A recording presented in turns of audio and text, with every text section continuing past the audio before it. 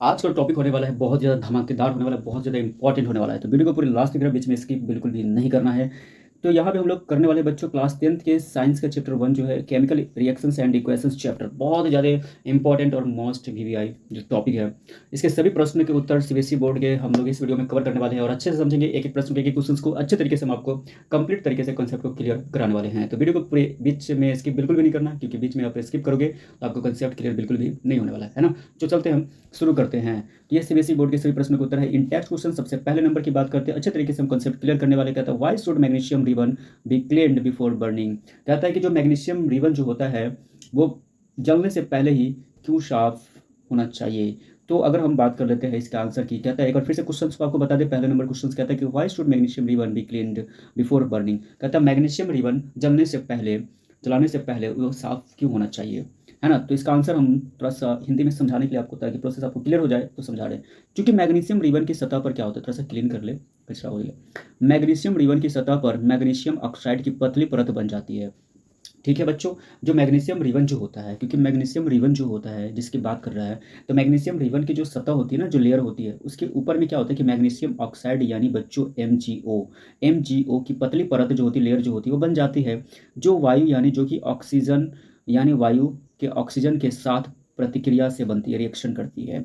ठीक है, यह परत जलने में बाधा डालती है। अगर उस जो मैग्नीशियम रिबन है उसके परत पे क्या होता है कि अगर मैग्नीशियम रिबन, तो उसके परत पे ऑक्सीजन, जो वायु के ऑक्सीजन के साथ प्रतिक्रिया करने से उस पर एक परत बन जाती है, जो क्या करता है कि जब आप मैग्नीशियम रिबन को आप जलाने की कोशिश करोगे ना, तो जलेगा ही नहीं, है ना। इसीलिए क्या होता है कि इसे सैंड पेपर से साफ करना चाहिए जलाने से पहले। यही कारण है कि आपका जो फर्स्ट नंबर जो क्वेश्चन है कि हम लोग मैग्नीशियम रिबन को जलाने से पहले, बर्निंग करने से पहले, why should magnesium ribbon be clean before burning, यानी जलाने से पहले हम लोग मैग्नीशियम रिबन को साफ क्लीन क्यों करना चाहिए, यही कारण था। क्योंकि जो मैग्नीशियम रिबन होता है बच्चों, उसके ऊपर में वायु के ऑक्सीजन के साथ रिएक्शन करने के कारण उस पर एक परत बन जाती है, जो कि जलाने के टाइम में उस पर जलने से वो बाधा करती है ना, जलने में बाधा डालती है वो परत जो बनती है ऑक्सीजन से अभिक्रिया करने के बाद, रिएक्शन करने के बाद। इसलिए हम सैंड पेपर का इस्तेमाल करते हैं और सैंड पेपर से हम उसे साफ करते हैं। ये था आपका पहला क्वेश्चन। ठीक है बच्चों, शायद क्लियर हो गया, मजा आ गया। चलो, 2 नंबर क्वेश्चन में कहता है कि right the balanced chemical equation for the reaction between the. अब आपको यहाँ पे कहता है कि आपको बैलेंस्ड केमिकल इक्वेशन लिखना है, जो कि रिएक्शंस करा रहा है हाइड्रोजन के साथ, ऑक्सीजन के साथ, टू फॉर्म वाटर। जब हाइड्रोजन और ऑक्सीजन को हम जब रिएक्ट करवाते हैं, चलो करवा लेते हैं, कोई दिक्कत नहीं है, रिएक्ट करवा लेते हैं। तो यहाँ पे बच्चों, अगर आप हाइड्रोजन है, अगर हम उसको ऑक्सीजन के साथ रिएक्ट करवा रहे हैं, है ना, तो यहाँ पे जो हाइड्रोजन है वो भी गैस के फॉर्म में, ऑक्सीजन है वो भी गैस के फॉर्म में है।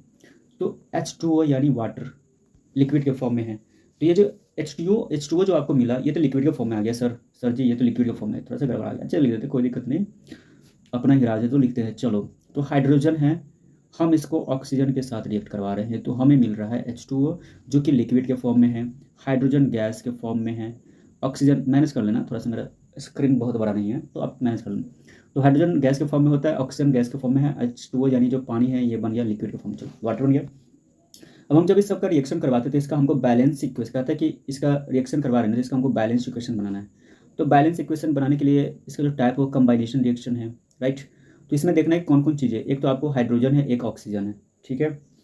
तो सबसे पहले हाइड्रोजन इसमें कितना है, 2 है, ऑक्सीजन इसमें कितना है, 2 है, दोनों साइड देखो, इसमें हाइड्रोजन 2, इसमें भी ऑक्सीजन कितना है, 2 है कि नहीं। और क्लियर कर लेते हैं। जैसे यहाँ पे हमने देखा था कि जो हाइड्रोजन है वो भी 2 थे, ऑक्सीजन भी 2 थे, लेकिन यहाँ पे हमको मिला H2O। तो यहाँ पे चलो हाइड्रोजन 2 है, लेकिन ऑक्सीजन यहाँ पे तो एक ही है ना, तो हमें तो ऑक्सीजन को कितना बनाना पड़ेगा, ऑक्सीजन को हमको क्या कितना बनाना पड़ेगा, तो ये हमको चाहिए कम से कम 2, दोनों इक्वल चाहिए ना, क्योंकि हाइड्रोजन भी यहाँ 2 है, ऑक्सीजन भी 2 है। समझ में आ रहा है, कुछ समझ में आ रहा है क्या। चलो, तो यहाँ पे हम क्या करेंगे, इसको बैलेंस करने के लिए जो हाइड्रोजन है और जो ऑक्सीजन है, तो यहाँ पे ऑक्सीजन हमको चाहिए 2, तो ऑक्सीजन को जैसे ही हम 2 करेंगे, तो कभी एक चीज़ हमेशा याद रखना है कि जैसे अगर आप ध्यान साइड में देखो, जैसे हम, तो हमें हमेशा जो है ना, इस साइड में मत लगा देना। जब आप बैलेंस इक्वेशन में जब बैलेंस करते हैं इक्वेशन को, तो जो भी नंबर्स होते हैं वो आपको, जैसे ऑक्सीजन को 2 चाहिए तो हम यहाँ पे लगा देंगे, कहीं वाह मजा आ गया, तो ऐसे नहीं करना है, ये चीज़ गलत है।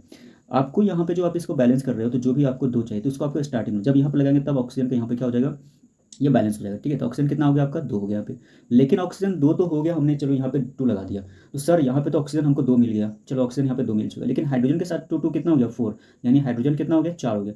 जब हाइड्रोजन 4 हो गया, तो हमें तो हाइड्रोजन को, ये पहला इधर वाला जो पार्ट है, तो इसमें तो हमको सही करना पड़ेगा ना। चलो ऑक्सीजन तो ओके है, लेकिन हाइड्रोजन ओके नहीं है, क्योंकि यहाँ पे 4 हो चुका है, तो हमको यहाँ 4 बनाना पड़ेगा। तो हम हाइड्रोजन के जस्ट बिफोर हम क्या करेंगे, 2 लिखेंगे, और 2 2 कितना 4। ये हो गया हमारा बैलेंस इक्वेशन ऑफ द, जब हाइड्रोजन और ऑक्सीजन को हम रिएक्ट करते हैं तो फॉर्म ऑफ वाटर। इस तरीके से हम क्या करेंगे, शायद आप लोग क्लियर होगा। एक और फॉर्मेट ले लेते हैं, अच्छे तरीके से समझ में आ जाएगा। सबसे पहले इसमें देखो कि क्या है, हाइड्रोजन और ऑक्सीजन, और यहाँ भी हाइड्रोजन और ऑक्सीजन, दो चीज़ों की बात हो रही है। तो हम क्या करेंगे, यहाँ पे हम एक रॉ बना लेते हैं। तो एक साइड हम लिखेंगे यहाँ पे हाइड्रोजन, और ये LHS होता है, ठीक है, LHS एक तरफ RHS, यानी इधर वाला जो पूरा का पूरा पार्ट है ये LHS हो गया। हमने मैथ में भी क्वेश्चंस करे हैं, LHS होता है, एक साइड का RHS होता है, नॉर्मल सी बात है। अब LHS RHS हमने करा, तो यहाँ पे हम देख लेंगे कौन कौन सी गैसेज है। तो एक तो हाइड्रोजन है, पहले हाइड्रोजन, उसके बाद लिख लेते हैं ऑक्सीजन। चलो यहाँ तक क्लियर। अब इसके बाद यहाँ पे जो RHS वाला जो LHS वाला जो फॉर्म है, चलो वहाँ तक, चलो यहाँ पे तो ओके। RHS में हमने क्या करा है कि ऑक्सीजन को 2 बनाने के लिए हमने स्टार्टिंग में यहाँ पे जैसे H2O था, तो इसके पहले हमने 2 लगाया, तो ये तो आपको चलो ऑक्सीजन 2 मिल गया। तो हम यहाँ पे जो ऑक्सीजन है, तो इधर लिखेंगे हाइड्रोजन कितना है 2, और RHS साइड में ऑक्सीजन कितना है, अच्छा हाइड्रोजन कितना है, इधर भी है आपको 2 2 जा सॉरी 2 है, इधर भी 2 है। चलो, और इधर जो ऑक्सीजन है आपको कितना, यहाँ पे 2 है, लेकिन उधर क्या है 1 है। तो यहाँ पे चलो, यहाँ पे हाइड्रोजन तो बैलेंस है, लेकिन ऑक्सीजन इधर 2 है LHS में, लेकिन RHS में 1 ही है, तो यहाँ बैलेंस नहीं हो ना। तो यहाँ पे हम बैलेंस करने के लिए क्या करेंगे, ऑक्सीजन का जो यहाँ पे 1 है, इसको हम बनाएंगे मल्टीप्लाई करके 2, ये बन जाएगा आपका 2 ऑक्सीजन। ये क्लियर। इसलिए हम यहाँ पे H2O के पहले थोड़ा सा कचरा हो जाता है यार, थोड़ा साफ कर लेते हैं, थोड़ा छोटा हो जाए, छोटा हो जाए, छोटा हो जाए, स्पेस मिल जाएगा। चलो अब मजा आएगा।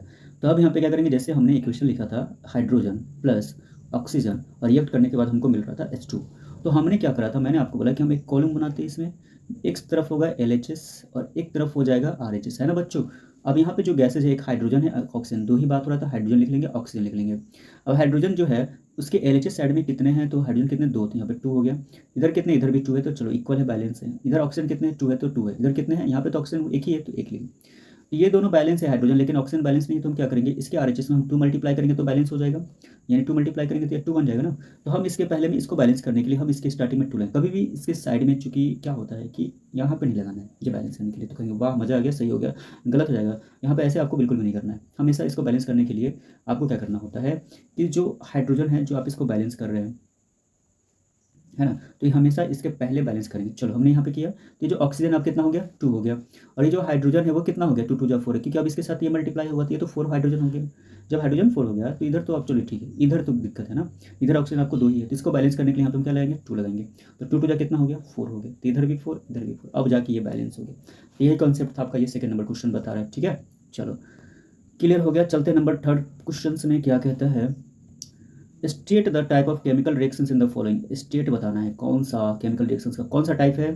तो इसमें देखिए Zn प्लस क्या है H2SO4, ZnSO4 प्लस क्या है H2, तो ये है डिस्प्लेसमेंट रिएक्शन। इसमें क्या हुआ है डिस्प्लेसमेंट रिएक्शन। अब डिस्प्लेसमेंट रिएक्शन सर आपने बताया कि चलो डिस्प्लेसमेंट रिएक्शन है, हम पहचानेंगे कैसे, समझेंगे कैसे डिस्प्लेसमेंट रिएक्शन है। तो मैं आपको एक चीज़ बता दूं कि यहाँ पे अगर आप ध्यान से देखेंगे तो Zn है, और स्टार्टिंग में इधर LHS साइड में H2 प्लस SO4 है, तो Zn यानी जिंक हो गया, हाइड्रोजन हो गया, और सल्फर ऑक्साइड हो गया, और इधर क्या है ZnSO4 यानी जिंक है, सल्फर ऑक्साइड यानी हाइड्रोजन, यही तीन चीज़ों की बात हो रहा है। तो यहाँ पे अगर आप ध्यान से देखेंगे तो Zn क्या कर रहा है, Zn जो है, Zn अगर आप ध्यान से देखेंगे तो यहाँ पे जो H2 यानी हाइड्रोजन को क्या कर रहा है डिस्प्लेसमेंट कर रहा है ना, हाइड्रोजन क्या कर रहा है यहाँ पे Zn प्लस H2SO4, जब Zn के साथ H2SO4 यानी सल्फ्यूरिक एसिड जब रिएक्ट कर रहा है, आपस में रिएक्ट कर रहा है, तो रिएक्शन होने के बाद यहाँ पे जो हाइड्रोजन है उसका डिस्प्लेसमेंट हो रहा है, इसलिए हम यहाँ पे डिस्प्लेसमेंट रिएक्शन हम इसको बोलेंगे। कौन सा टाइप का रिएक्शन हो रहा है, डिस्प्लेसमेंट रिएक्शन हो रहा है, ठीक है। तो यहाँ पे जब हम Zn को H2SO4 के साथ रिएक्ट करवाते हैं तो हाइड्रोजन को डिस्प्लेस कर देता है, जिस वजह से इस रिएक्शन को हम बोलेंगे डिस्प्लेसमेंट रिएक्शन। शायद आपको क्लियर हो चुका होगा, ये बहुत आसान तरीके से हम समझा दें। नंबर 2 में है 2HgO है और 2Hg प्लस O2 दिया हुआ है, ठीक है। तो Hg है और 2HgO आयरन में 2Hg प्लस O2, तो यहाँ पे कौन सा हो रहा है, तो डिकम्पोजिशन रिएक्शन हो रहा है। तो डिकम्पोजिशन रिएक्शन में क्या हो रहा है कि यहाँ पे जब 2HgO जो है यानी ये अलग अलग हो रहे हैं, तो कोई ऐसा रिएक्शन जब कोई रिएक्शन जब अलग होते हैं अपने आप, दोनों रिएक्शंस में क्या होता है जब अब अलग अलग होते हैं, तो ऐसे रिएक्शंस को हम लोग डिकम्पोजिशन रिएक्शन, यानी रिएक्शंस का डिकम्पोज होना यानी अलग अलग होना, वैसे रिएक्शंस को हम लोग डिकम्पोजिशन बोलते हैं। यानी अब यहाँ पे क्या कॉन्सेप्ट क्लियर हो गया कि Hg अलग हो गया, ऑक्सीजन अलग हो गया, दोनों अलग अलग, तो ऐसे रिएक्शंस को हम लोग डिकम्पोजिशन रिएक्शन बोलते हैं। जब Hg ऑक्सीजन को रिएक्ट करवाया गया तो Hg अलग ऑक्सीजन अलग, तो ऐसे रिएक्शंस को हम लोग डिकम्पोजिशन रिएक्शन कहते हैं। क्लियर। नंबर 4 पॉइंट में क्वेश्चन से आपके चैप्टर्स का एनसीईआरटी का identify the type of reaction when, आपको आइडेंटिफाई करना है, आइडेंटिफाई मतलब पहचान करना है, आइडेंटिफाई उसको क्लैरिफाई करना है कि जो रिएक्शन है वो कौन किस टाइप का रिएक्शन हुआ है। सबसे पहला क्वेश्चन है sodium sulphate reacts with the barium chloride, यानी कहता है कि सोडियम सल्फेट का फॉर्मूला होता है BaSO4, chemical formula is the BaSO4। तो BaSO4 को हम बोलते हैं बच्चों सोडियम सल्फेट, और साथ में ये रिएक्ट करा NaCl के साथ। तो यहाँ पे BaSO4 जो है वो सोडियम सल्फेट के साथ, सोडियम सल्फेट जो है वो बेरियम क्लोराइड के साथ क्या कर रहा है, रिएक्ट कर रहा है। क्लियर हो गया। तो यहाँ पे तो हमें क्या मिल रहा है, तो हमें मिल रहा है आपको डबल डिस्प्लेसमेंट प्लस प्रेसिपिटेशंस मिल रहा है। यहाँ पे डबल डिस्प्लेसमेंट हो रहा है, साथ में प्रेसिपिटेशंस हो रहा है। क्लियर, क्लियर हो रहा है आपको। तो अगर आप ध्यान से देखेंगे, तो अगर आप ध्यान से देखेंगे तो अगर आप ध्यान से देखेंगे, देखो अगर होता क्या है यहाँ पे कि सबसे पहले कह रहा है कि आपको पहचानना है, जैसे सोडियम सल्फेट दिया, तो सोडियम सल्फेट का केमिकल फॉर्मूला होता है Na2SO4। ठीक है। उसके बाद इसको रिएक्ट करवा रहा है बेरियम क्लोराइड यानी BaCl2, BaCl2। ठीक है। तो Na2SO4 यानी सोडियम सल्फेट का हो गया, चलो Na2SO4 सोडियम सल्फेट, और उसके बाद बेरियम क्लोराइड यानी BaCl2। तो यहाँ पे जब हम इसको रिएक्ट करवा रहे हैं तो हमें क्या मिल रहा है, BaSO4 प्लस NaCl, यानी डबल डिस्प्लेसमेंट हो रहा है। कैसे हो रहा है कि जो Ba है वो कहाँ गया, Ba गया Na2 के पास, तो BaSO4, और उसके बाद जो Na2 है कहाँ गया, Cl2 के पास। क्लियर। तो यहाँ पे और आप ध्यान से देखेंगे, थोड़ा छोटा कर लेते हैं, समझ में आ जाएगा। देखो ध्यान से, आपको क्लियर हो जाएगा। जैसे सोडियम सल्फेट बोल रहे थे, Na2SO4 प्लस बेरियम क्लोराइड यानी BaCl2। क्लियर। अब जब ये रिएक्ट करता है तो जो बेरियम, यहाँ पे बेरियम जो है वो डिस्प्लेस करता है Na2 को। ठीक है। ये बेरियम क्या करता है, Na2 को, सोडियम को डिस्प्लेस कर देता है। तो होता है रिएक्ट करने के बाद BaSO4, अब प्लस बनता है Na2Cl2, तो जो कि हो जाता है आपका यहाँ पे, हमेशा Na2Cl2 को लिखते हैं 2NaCl, है ना। तो क्या लिखते हैं हम, 2NaCl, थोड़ा सा यहाँ पे, तो BaSO4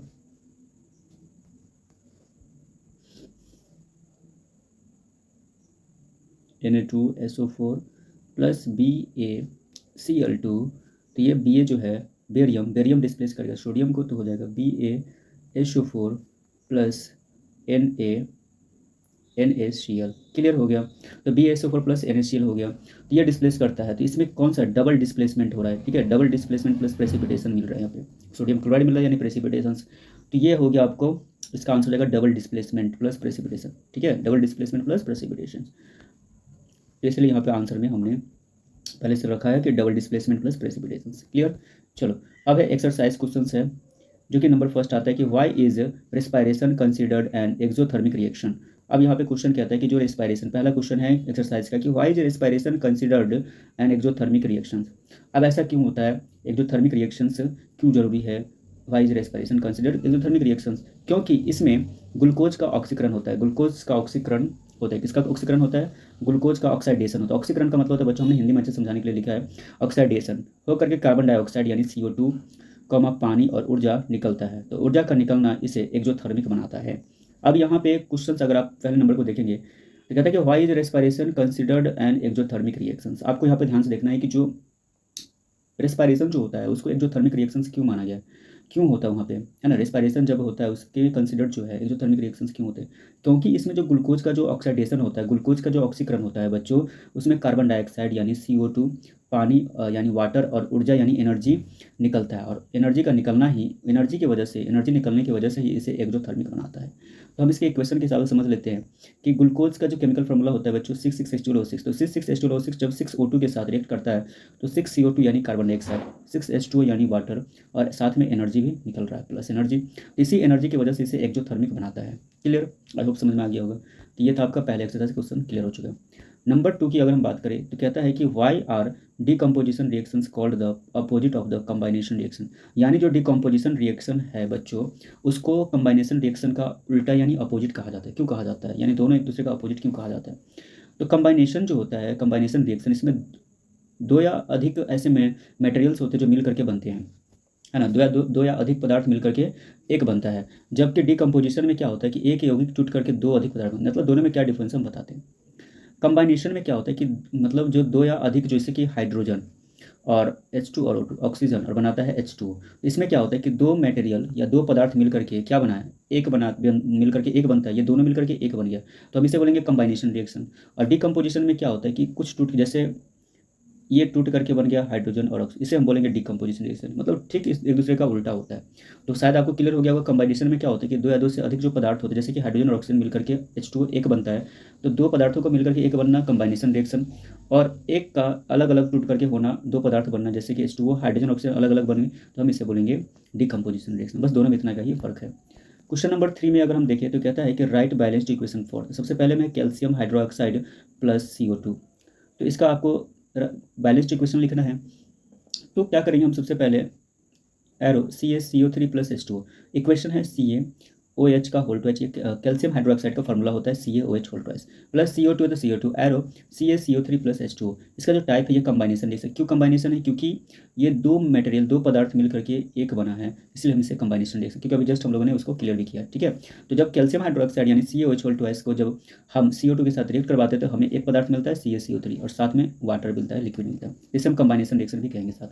सेकेंड पॉइंट की अगर हम बात करें तो इसमें कहते हैं कि जिंक जो है कॉपर सल्फेट के साथ जब रिएक्ट करता है तो जिंक सल्फेट प्लस कॉपर मिलता है। तो यहाँ पे सिंपल सा पता चल रहा है कि जिंक क्या कर रहा है, कॉपर को, जिंक जो है वो कॉपर को क्या कर रहा है, यहाँ पे डिस्प्लेस कर रहा है, यानी एक्सचेंज कर रहा है यहाँ पे। तो हम यहाँ पे क्या है, कौन सा इक्वेशन, जैसे Zn प्लस CuSO4, Zn यानी जिंक हो गया, CuSO4 यानी आपको कॉपर सल्फेट। एक बार हम लोग जूम करके अच्छे समझते, जैसे आप देखो ध्यान से, इक्वेशन है जिंक प्लस CuSO4 यानी जिंक हो गया, साथ में कॉपर सल्फेट है। तो यहाँ पे जो क्या किया है, जिंक जो है ना Cu को डिस्प्लेस कर दिया। तो जैसे Cu को डिस्प्लेस किया तो ZnSO4 प्लस Cu, तो Cu को रिलीज किया। तो यहाँ पे ये डिस्प्लेसमेंट रिएक्शन होगा, यानी जब कोई मटेरियल क्या कोई पदार्थ क्या करता है, एक दूसरे को डिस्प्लेस करता है तो हम उसे डिस्प्लेसमेंट रिएक्शन कहते हैं। तो यहाँ पे क्लियर तरीके से आपको पता चल रहा है कि जो Zn है वो Cu को क्या कर रहा है, डिस्प्लेस कर रहा है। तो इसके हिसाब से अगर हम बात करें तो ZnSO4 प्लस Cu, तो यहाँ पे जो Cu है, अगर हम Cu की बात करें तो ये क्या किया है, Zn ने उसको डिस्प्लेस कर दिया। क्लियर, चलो, तो यहाँ पर डिस्प्लेसमेंट हो गया।